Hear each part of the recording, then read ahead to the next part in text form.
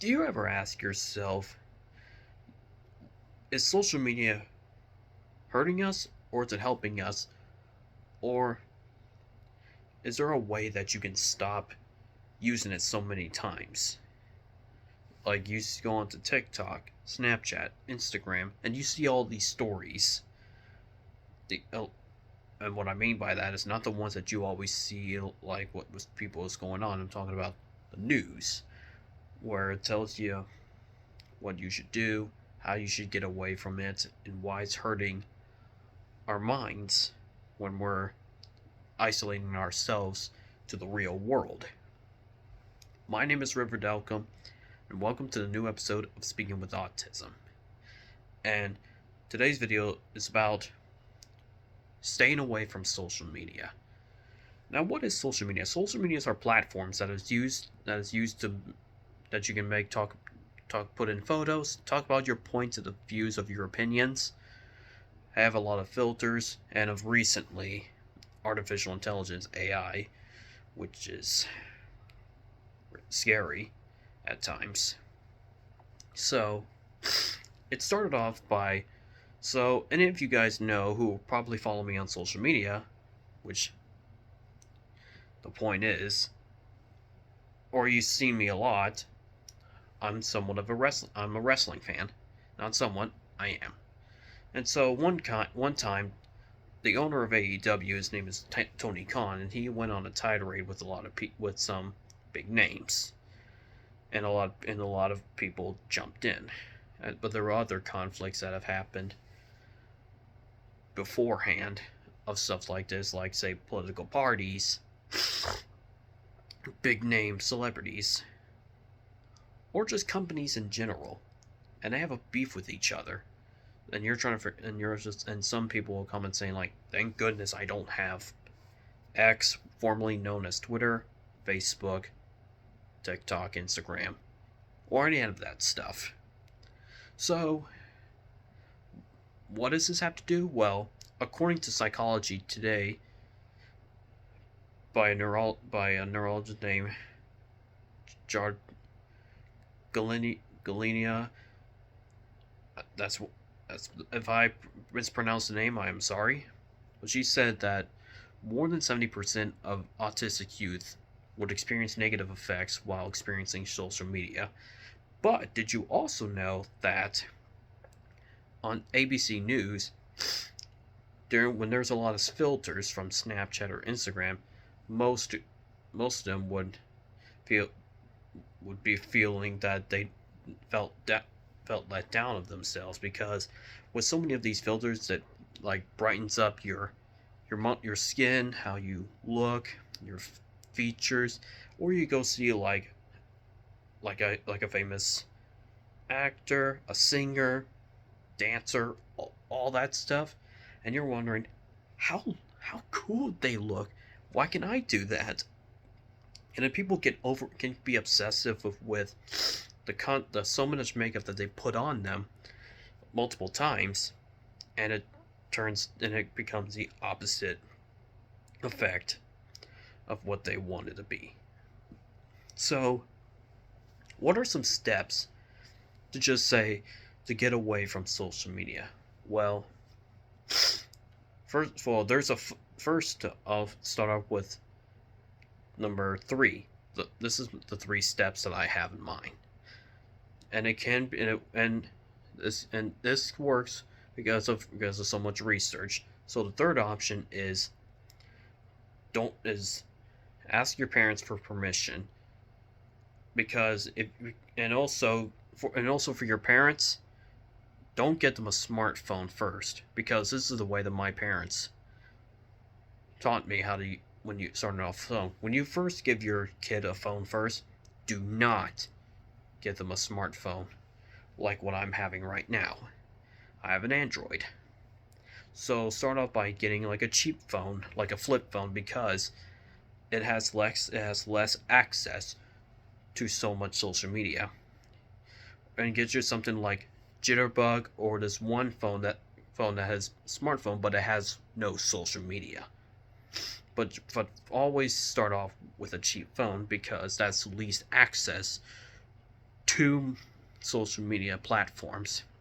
They can go watch YouTube, but put it on the kids app, and make sure you set them up a schedule of what they should watch and not watch, because there's so many parents out there who just let their kids watch some horrible gory stuff, and that's just not okay. The second option is if you're planning to give them a smartphone, keeping track of what they're doing, but also getting away from it, you can delete the apps. And that can be a hard trick, because when deleting these apps, because back then, when you want to voice or express your opinion, you would go on the news or go to a newspaper, like, example, locally, the Daily Sentinel here in Nacogdoches. You would voice your opinion, like, example, the highway that's been happening. You voice your opinion saying this highway isn't going to work because we're not Dallas or Houston where we just make highways so we can make up room for more traffic to go left, right, or center.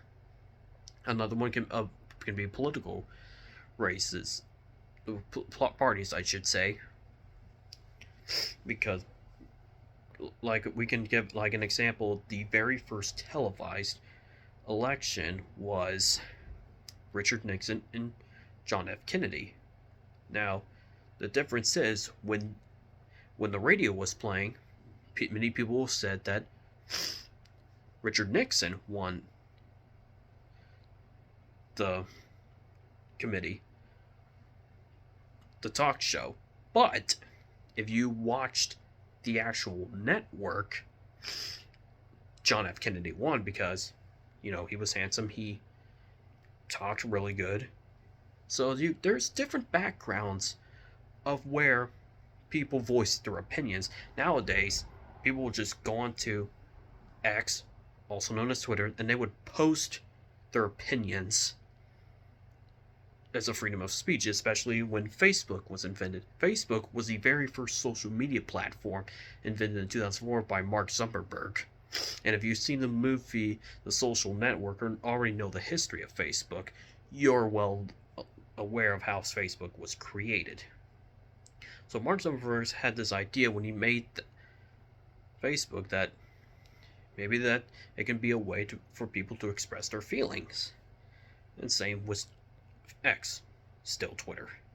I know it gets confusing, but many people bring out their opinions when they go on that site, and it's very often that people will just do that. That a lot of people, especially big names like politicians, actors, dancers, musicians, all that athletes, everybody, they will jump on social media to voice their opinions. I'm also guilty on that part too, and admitted that you have done that a lot without having a second thought. So parents, tell your parents, think before you post, because if you post one mistake, one post about something, it's all over for you, no matter what. And you can't take it back, because if you delete it, someone's gonna find it, screenshot it, and expose you. So, and finally, the number one, don't even have social media. And what I mean by that, don't download it, don't do anything, stay away from it. And a lot of people, and you're all going to say, but River, this is hard, social media is addicting. Yes, it is addicting, but according to CBS and ABC News, if you delete social media, you can have a better, happy atmosphere. As David Muir from ABC News says, it's easier if you delete social media. You get to have a happy and expressive feeling of being in the real world, because social media is the fake world, because there's so many people out there who are trolls, scammers, even some not really good influencers. especially on YouTube. There are some YouTubers, including myself, but some big names who are nice and others that are jerks. And so the best way to handle social on how to delete social media, delete it. Don't think about it. Just save the pictures that you have done or all the videos. Remove it. Delete it. Delete the apps. And don't ever think about coming there. Make a note on yourself saying you are never coming back to social media ever again. And these are the ways on how you get rid of your social media and how to put down your phone and say, I'm done. And once again, this is just an observation on how it works. Because there's other people who will say differently, but this is just how I would do it. Thank you guys for coming. So before I go, please comment, like, subscribe, ring the bell for notifications, and prepare for the snowstorm. So drip your faucets, put on your heaters, and do whatever you can, and get your food, water, drinks, and make sure that you're prepared. Thank you all for coming. My name is River Delcom. I speak autism, and I will see you next time.